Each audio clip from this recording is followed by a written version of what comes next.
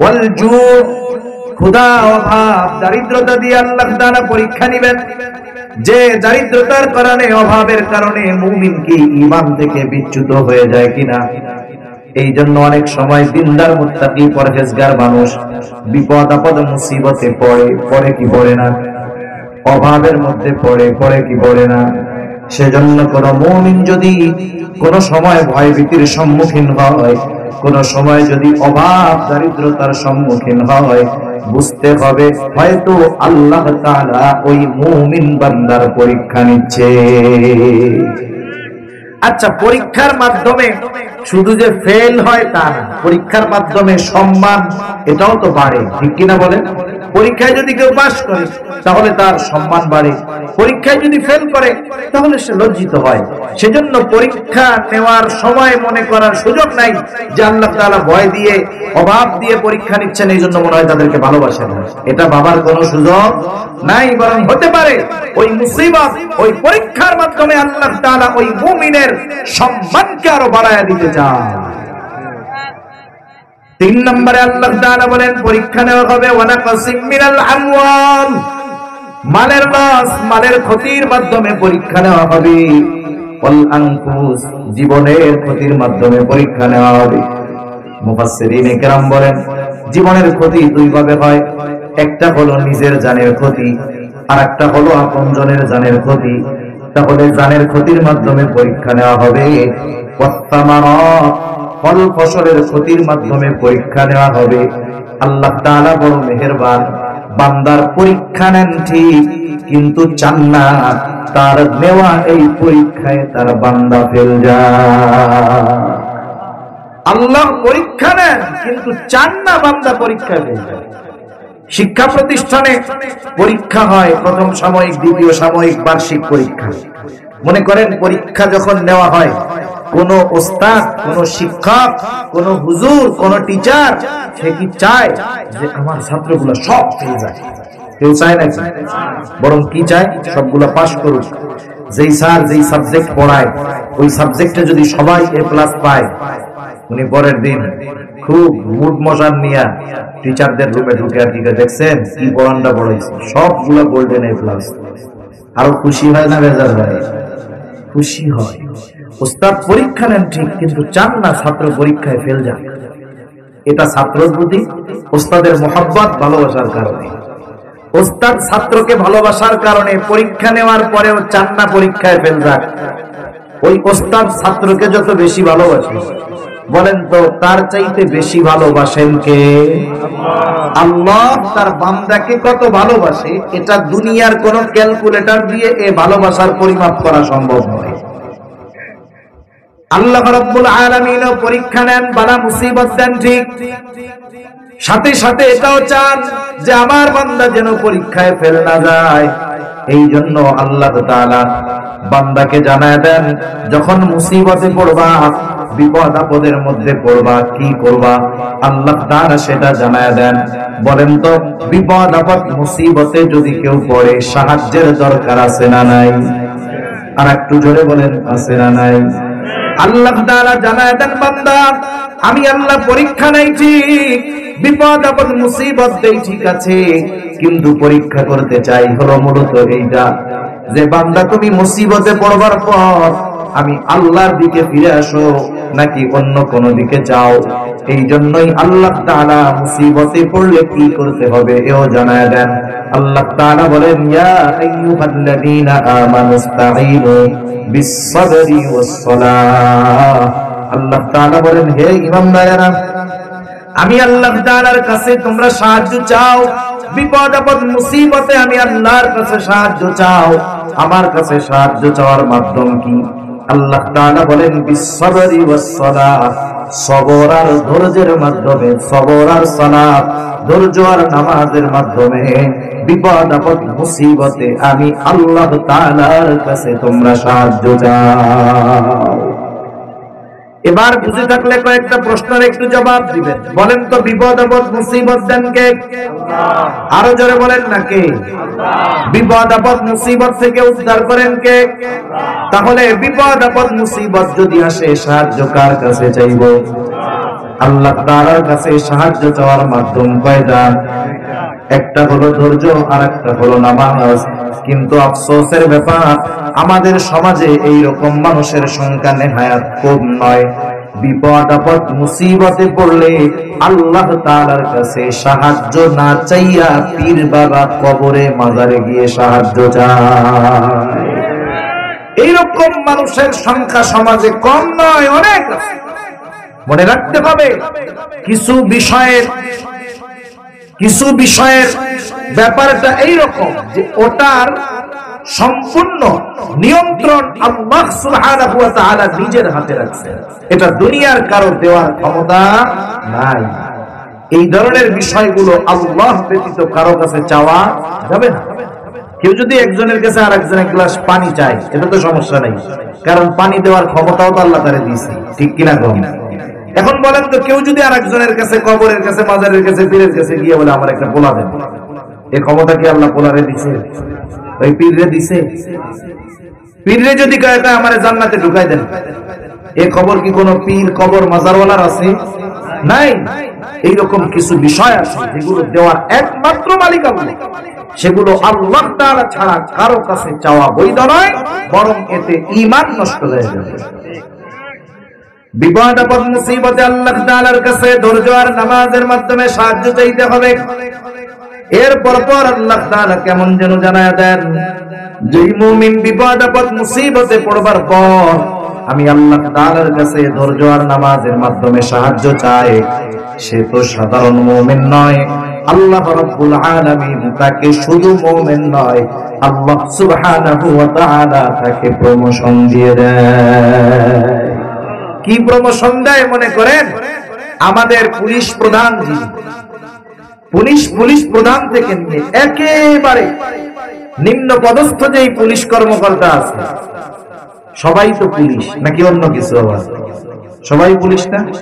কিন্তু বলেন তো, ওই হাবিলদার পুলিশ আর যিনি ডিআইজি পুলিশ, দুজনের মধ্যে তফাৎ আছে না? DIG VIP.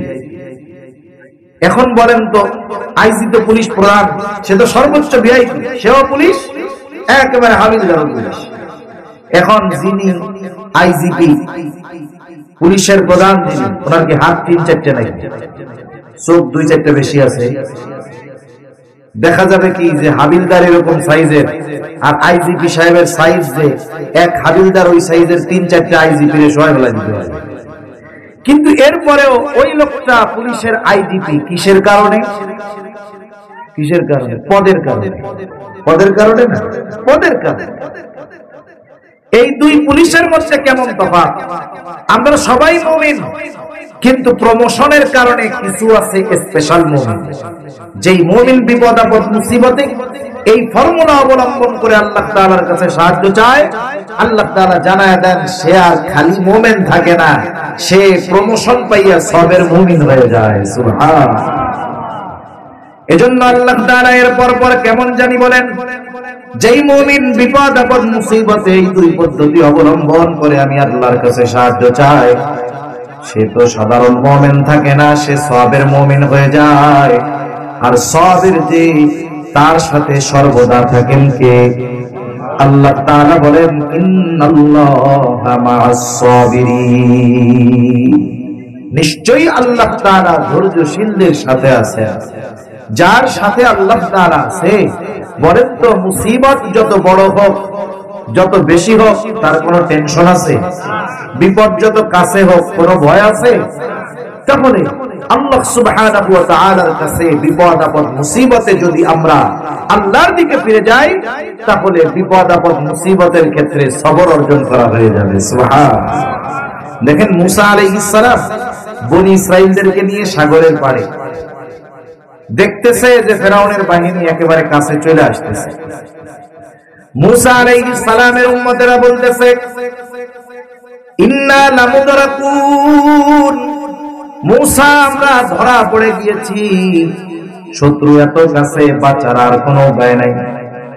হয়তো ফেরাউনের বাহিনীর হাতে মরতে হবে, নাইলে সমুদ্রের মধ্যে পড়ে মরতে হবে। মুসা আলাইহিস সালাম তাদের এই কথার জবাবে বললেন, কাল্লা, কখনোই ধরা পড়ব না। ধরা পড়বো না। এর কারণ কি? মুসা আলাইহিস সালাম বললেন ইন্না মাইয়া রাব্বি, ধরা পড়বো না এই কারণে আমার রব আমার সাথে আছে। মুসিবত কত কাছে, কিন্তু সাথে তো রব আছে, কোনো চিন্তা নাই। আর রব তাদের সাথেই থাকেন যারা সবের মুমিন হতে পারে। তাহলে আসেন আমরা আবার একটু পেছনের দিকে যাই। সূরা আলে ইমরানের 200 নম্বর আয়াতের আলোকে সকল মুমিন হওয়ার জন্য কয়টা গুণ দরকার? 4টা গুণ। 1 নাম্বার হলো আল্লাহ তাআলা বলেন ইসবিরু, বান্দা সবর করো। সবর হবে 3 জায়গায়। সবর হবে ইবাদতের মধ্যে, সবর হবে গুনাহ থেকে বাঁচার মধ্যে, 3 নাম্বার সবর হবে বিপদ আপদ মুসিবতে। বলেন তো এই সবর মাঝে মধ্যে করব মাঝে মধ্যে ছাড়বো, এটা বলে হবে নাকি? এজন্য আল্লাহ তাআলা স্পেশাল ভাবে পরের গুণের কথা বলেন ওয়াসাবিরু, বান্দা সবরের উপরে অটল থাকবা। কতদিন থাকবা? বেঁচে থাকবা যতদিন, ইবাদত যতদিন, সবরের উপরে অটল থাকবা ততদিন। আর ইবাদত কতদিন? আল্লাহ তাআলা বলেন ওয়া'বুদ রাব্বাকা হাত্তা ইয়াতিয়াকাল ইয়াকিন। আপনি আপনার রবের ইবাদত করেন দৃঢ় সত্যের আগমন পর্যন্ত, অর্থাৎ মৃত্যু পর্যন্ত রবের ইবাদত। ওই মৃত্যু পর্যন্ত আমরা সর্ব অবস্থায় সবরের উপরে থাকবো ইনশাআল্লাহ। তাহলে 1 নাম্বার সবর করো, 2 নাম্বার সবরের উপরে অটল থাকো, 3 নাম্বার রাবিতু, সর্বদা জিহাদের জন্য প্রস্তুত থাকো, শত্রুর সাথে লড়াইয়ের জন্য তৈরি থাকো। দেখেন আজকে ফিলিস্তিনের অবস্থা, মুসলমানদের কি অবস্থা?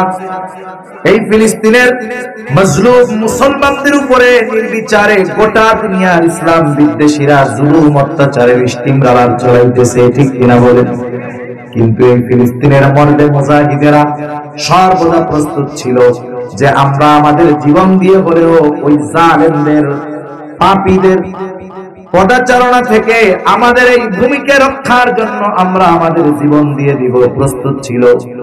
এই জন্য তাকায় দেখেন গড়ে গোটা দুনিয়ার কুফরি শক্তি একদিকে যাবার পরেও ওই সামান্য ফিলিস্তিনের হামাস বাহিনীর সাথে কুলায়া উঠতে পারে নাই, বরং একেবারে দুর্বল ছোট ছোট অস্ত্রের মাধ্যমে ইসরায়েলি বাহিনীর বড় বড় সামরিক যানের ক্ষতি তারা করে দিয়েছে।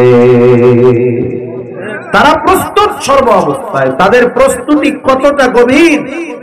ছোট ছোট বাচ্চারা জিহাদের জন্য প্রস্তুত, ছোট ছোট বাচ্চা হাতের মধ্যে, পায়ের মধ্যে, গায়ের মধ্যে নাম ঠিকানা লেখা রাখে, কারণ ওরা জানে যে কোনো মুহূর্তেই বোমা বর্ষণ হতে পারে, আমাদের উপরে গুলি বর্ষণ হতে পারে। ছোট ছোট বাচ্চারাও কেমন প্রস্তুত যে কখনো যদি গুলির আঘাতে, বোমার আঘাতে মারা যায়, শরীরটা যদি ছিন্ন বিচ্ছিন্ন হয়ে যায়, আমার এই শরীরের মধ্যে লেখা নামটা দেখে আমার দেহটাকে যেন শনাক্ত করতে পারে। এমন ভাবে ছোট ছোট বাচ্চারাও যুদ্ধের জন্য প্রস্তুত। আর আমাদের অবস্থা তো কি? আমাদেরকে তো পশ্চিমা বিশ্ব আমাদের মিডিয়ার মাধ্যমে আমাদের কর্ণকুহরে ঢুকায় দিচ্ছে, জিহাদ মানে সন্ত্রাস, জিহাদ মানে জঙ্গি, জিহাদ মানে বোমা হামলা, জিহাদি মানে সন্ত্রাসী। এ কথা ঢুকাই দিচ্ছে না আমাদের কানের মধ্যে? কেন ঢুকাইছে জানেন?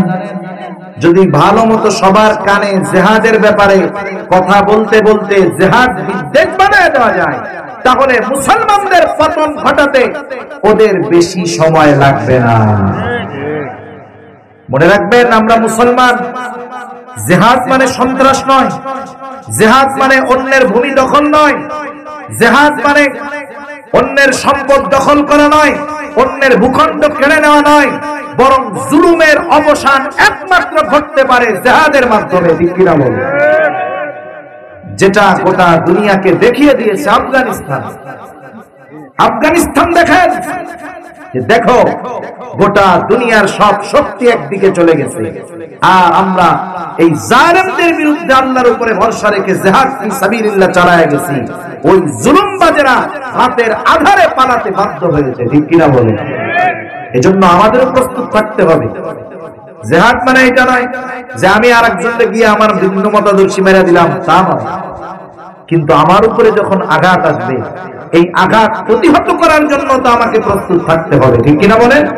আমার দ্বীনের উপরে যখন আঘাত আসবে, তখন এই আঘাত প্রতিহত করার জন্য আমাকে আপনাকে প্রস্তুত থাকতে হবে।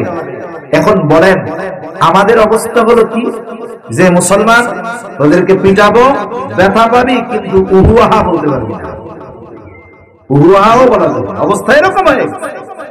এজন্য জিহাদের সঠিক ব্যাখ্যা, বিশ্লেষণ, আলোচনা সমাজে দরকার, যাতে করে জিহাদ শব্দটাকে অপব্যাখ্যা না করে সরল মনা মুসলমানদেরকে জিহাদ বিদ্বেষী হিসাবে গড়ে তোলার সুযোগ ওই কাফেররা যেন না পায়, ঠিক কিনা বলে?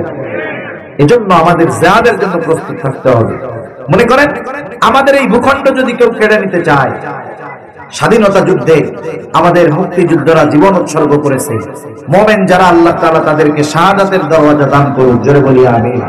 এখন এই ভূখণ্ড যদি কেউ কেড়ে নিতে চায়, আমরা তাদের ছেড়ে দিব? জোরে বলেন, ছেড়ে দিব? একটু চিন্তা করে দেখেন, আমরা আমাদের সন্তানদেরকে যদি একটু ট্রেনিং ম্যান্ডিং করাই, বলবো যে জঙ্গিবাদী শিখাই দিচ্ছে। কিন্তু এই ইসরায়েল, আপনারা হয়তো জেনে থাকবেন, এমন এক দেশ যে দেশে প্রাপ্তবয়স্ক যারা সকলেই সামরিক ট্রেনিং নেওয়া, যারা প্রাপ্তবয়স্ক সকলেই সামরিক ট্রেনিং নেওয়া। এখন আমাদের দেশে যদি আমাদের গভর্নমেন্ট ওই সিস্টেম চালু করে যে দেশ প্রতিরক্ষার সময় মনে করেন সেনাবাহিনী লড়াই করবে, পুলিশ বাহিনী লড়াই করবে, বিডিআর লড়াই করবে, নৌবাহিনী লড়াই করবে, বিমান বাহিনী লড়াই করবে, কিন্তু এই সংখ্যাটা তো অনেক নয়, যুদ্ধের ময়দানে আরো সৈন্য দরকার। এই চিন্তা করে যদি আমাদের দেশের মাননীয় প্রধানমন্ত্রী সহ রাষ্ট্র পরিচালনায় যারা আছে, ওনারা যদি এই স্কিম হাতে নেয় যে আমাদের দেশেও যারা প্রাপ্তবয়স্ক হবে কমপক্ষে 1-1.5 বছর সামরিক ট্রেনিং নিতে হবে, দেশের কল্যাণে যদি এই কাজ করে, দেখবেন যেহেতু মুসলিম কান্ট্রি, ওই বহির্বিশ্বের শয়তানগুলো বলবে প্রধানমন্ত্রী জঙ্গি বানাই দিয়েছে, ঠিক কিনা বলেন? অথচ দেখেন তারা ফিলিস্তিন দখলের জন্য তাদের প্রাপ্তবয়স্ককে রাষ্ট্রীয় তত্ত্বাবধানে সামরিক ট্রেনিং দিয়ে প্রস্তুত করে রাখছে। এটা প্রত্যেকটা দেশের দরকার। ইসলাম এ শিক্ষাই দেয় যে সর্বদা প্রস্তুত থাকতে হবে যুদ্ধের ময়দানে। কখন কার বিরুদ্ধে লড়াই করতে হয় বলা যায় না, বলা যায় না। ওই ফিলিস্তিনের অবস্থা আজকে যেমন, বলা যায় না আগামী দিন আমাদের দেশের অবস্থাও যদি কেউ এরকম করতে চায়, তখন যদি আমরা প্রস্তুত না থাকি তাহলে তো লড়াই করতে পারবো না, ঠিক কিনা বলেন? এজন্য রাষ্ট্রীয়ভাবে ব্যবস্থা করার দরকার, ওদের থেকে কিছু বিষয়ের শিক্ষা নেওয়ার দরকার, নাইলে এর পরিণতি হয়তো আমাদের জন্য কঠিন হয়ে যেতে পারে। যাই হোক, রাষ্ট্রের থেকে যদি সেই প্রস্তুতি নাও থাকে, আমরা আমাদের অন্তর দিয়ে হলেও সর্বদা দ্বীন ইসলাম দেশ রক্ষার্থে জীবন দিতে প্রস্তুত থাকবো ইনশাআল্লাহ। 4 নম্বর, আত্তাকুল্লাহ, আল্লাহ তাআলাকে ভয় করো, মুত্তাকি হও, পরহেজগার হও। মুত্তাকি হলো তারা গুনাহ থেকে মূলত বাঁচে যারা। কোন ব্যক্তি ইবাদতের মাধ্যমে আবেদ হতে পারে না, গুনাহ ছাড়ার মাধ্যমে আবেদ হয়। এজন্য আবু হুরায়রা রাদিয়াল্লাহু তাআলা আনহু কে রাসূলুল্লাহ সাল্লাল্লাহু আলাইহি ওয়াসাল্লাম বলেন, আবু হুরায়রা, ইত্তাকিল মাহারিমা তাকুন আ'বাদান নাস। আবু হুরায়রা, তুমি নিষিদ্ধ বিষয়গুলো ছেড়ে দাও, পাপ ছেড়ে দাও, তুমি মানুষের মধ্যে বড় আবেদ হয়ে যাও। মুত্তাকি যারা, এরা সামান্য সামান্য ছোটখাটো বিষয় থেকেও বেঁচে থাকে। আর আল্লাহ সুবহানাহু ওয়া তাআলা বলেন, তোমরা পরিপূর্ণ মুত্তাকি না হয়ে তোমরা মরো না। ইয়া আইয়ুহাল্লাযীনা আমানুত্তাকুল্লাহ হাক্কা তুকাতিহি, হে ঈমানদারেরা, তোমরা আল্লাহ তাআলাকে ভয় করো, ভয় করার মতো যথাযথভাবে ভয় করো। আর পরিপূর্ণ মুসলমান না হয়ে তোমরা মরো না। তার মানে মুত্তাকি না হলে পরিপূর্ণ মুসলমান হওয়া যায় না। আল্লাহ সুবহানাহু ওয়া তাআলার বান্দার প্রতি অন্যতম এক ইহসান হলো, আল্লাহ তাআলা শুধু নির্দেশ করেন তা নয়, বরং ওই নির্দেশ মান্য করার পদ্ধতিগুলো আল্লাহ তাআলা আমাদেরকে বলে দেন। যেমন মুত্তাকি হতে বলেছেন আল্লাহ তাআলা। এখন মুত্তাকি কেমনে হওয়া যায়? বেশি সময় আমি আর কষ্ট দিব না, 5-7 মিনিট। কষ্ট হচ্ছে না তো? 5-7 মিনিটের মধ্যে একটু শোনেন, মুত্তাকি কেমনে হওয়া যায় এটাও আল্লাহ তাআলা বলেছেন। মনে করেন আপনাদের এখান থেকে একটা লোক জীবনেও ঢাকা যায়নি, সে জীবনেও ঢাকা যায়নি, এলেঙ্গাও পার হয়নি। বলেন তো, তাকে যদি আপনি বলেন তোমাকে আজকে ঢাকা যাইতে হবে গাবতলী, এই আদেশ করার পরে ঢাকা গাবতলী যাওয়া তার জন্য কঠিন মনে হবে না সহজ মনে হবে? ওল ভাই কি বলেন, আমি জীবনে হুয়াপুরের 5 কিলো দূরে ওইদিকে যাইনি, আমি কেমনে ঢাকা যাব? কিন্তু আপনি যদি তারে বলেন আরে বোকা কিসের ভয়, আবার সাথে যে বাস স্ট্যান্ডে যাবি, ওইখান থেকে তোর একটা বাস উঠায় দিব, বাস যে জায়গা যায় দেখবি সবাই নামে গেছে, ওই জায়গা দিয়ে তুইও নাইমা যাবি, ওইটাই ঢাকা। এখন বলেন, প্রথমে যখন আদেশ করছে তখন কঠিন লাগছে, কিন্তু যখন যাওয়ার রাস্তা বলে দিয়েছে আগের চাইতে সহজ হয়েছে কি হয় নাই? যাওয়ার পরে দেখবে কি যা এই ঢাকা আসা এত সহজ, এটার লেগে ভয় পাইছিলাম। তাহলে আদেশ করার সাথে সাথে আদেশ পালনের মান্য করার পদ্ধতি যদি বলে দেওয়া হয়, ওই আদেশ পালন করা সহজ নয়। আল্লাহ তাআলা শুধু আদেশ করেন তা না, আদেশের সাথে সাথে ওই আদেশ বাস্তবায়নের পদ্ধতিগুলো আল্লাহ তাআলা বলে দেন। সুবহানাল্লাহ। কেমনে মুত্তাকি হব? আল্লাহ তাআলা এক জায়গায় বলেন, ইয়া আইয়ুহাল্লাযীনা আমানুত্তাকুল্লাহ ওয়া কুনু মা'আস সাদিকিন। হে ঈমানদারেরা, তোমরা মুত্তাকি হও। আমরা যদি জিজ্ঞাসা করি আল্লাহ কেমনে মুত্তাকি হব, আল্লাহ তাআলা বলেন ওয়া কুনু মা'আস সাদিকিন, তোমরা সত্যবাদীদের সঙ্গী হয়ে যাও। আরেক জায়গায় আল্লাহ তাআলা বলেন ইয়া আইয়ুহাল্লাযীনা আমানুত্তাকুল্লাহ, হে ঈমানদারেরা তোমরা মুত্তাকি হও, আল্লাহ তাআলাকে ভয় করো। কেমনে করব? আল্লাহ তাআলা বলেন ওয়া কুলু কওলান সাদীদা,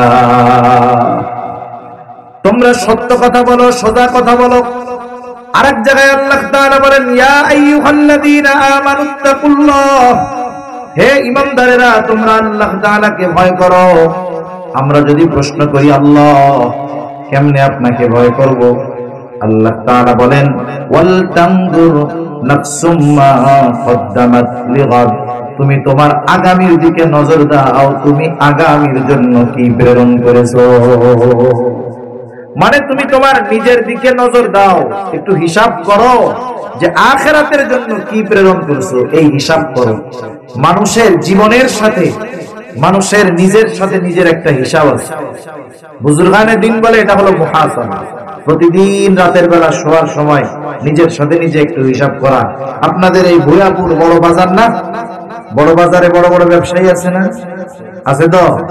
এই বড় ব্যবসায়ীরা দেখবেন রাত 10টায় যদি বাড়িতে ফিরে 9টার সময় দোকানে সাড়ান নামায় যায়। 1 ঘন্টা কি ভেতরে বসে নফল নামাজ পড়ে নাকি? না, কি করে? হিসাব নিকাশ করে, আজকে বেচলাম কত, মাল রাখলাম কত টাকার, বাকি গেল কত টাকা।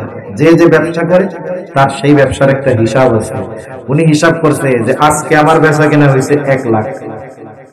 উনি যেই আইটেমের ব্যবসা করে ওনার ওইখানে লাভ মনে করেন 20%, তাহলে 1 লাখ যদি বিক্রয় হয় লাভ হয়েছে কত? 20,000। কিন্তু বাকির হিসাব করে দেখে বাকি গেছে 25,000। এখন আমারে বলেন তো আজকের দিনের লাভ কি ওনার কাছে আছে? লাভও পাবলিকের পকেটে, আসল থেকেও আরো 5,000 পাবলিকের পকেটে। এখন উনি চিন্তা করতেছে আমার দৈনিক 20,000 লাভ করার দরকার নাই, আমি 25,000 বাদ দিয়া 25,000-এর 5,000 লাভ কম হোক, 75,000 বেচমু, কিন্তু 15,000 নগদ লাভ থাক। এই হিসাবের পরে দোকান থেকে যখন বাড়ি আসবে কর্মচারীরা এবার বলে এই আগামীকাল থেকে দোকান খোলার পর আমার আব্বাও যদি বাকি চাই দিবি না। কথার কথা কি বলে, আমার বাপ বাকি চাইলেও দিবি না, নগদ যা হবে তাই, না হইলে নাই। এখন বলেন এটা একটা সিদ্ধান্তে পৌঁছাইছে না? সিদ্ধান্ত পৌঁছাইছে কি 1 ঘন্টা হিসাবের পরে। আমিও আপনিও জীবনের একটা সিদ্ধান্তে উপনীত হতে পারবো যদি নিজের জীবনের সাথে নিজের কর্মের হিসাব করি।